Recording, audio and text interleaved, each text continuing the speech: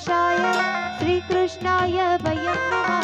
सच्चिदानंद रूपाय विश्वोत्पत्त्यादि हेतुवे तापत्रय विनाशाय श्रीकृष्णाय वयं नमः। श्रीकृष्णाय वयं नमः। श्रीकृष्णाय वयं नमः।